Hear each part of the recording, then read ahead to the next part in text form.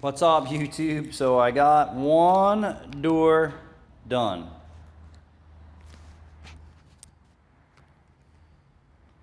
Bink. 4 more doors to go. It came out sick.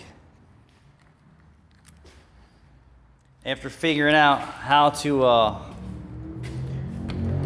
work those 12-volt delay off relays, now I can fix the interior door light circuits too, since the driver's door module is missing, which is part of the interior light circuit, and $400 from the dealer is a bit crazy. So I'll just do a little extra legwork and make it all work. But I hope that video inspires someone. I'm putting in some time. It's 10 o'clock. I'm just about finished though. Came out sick.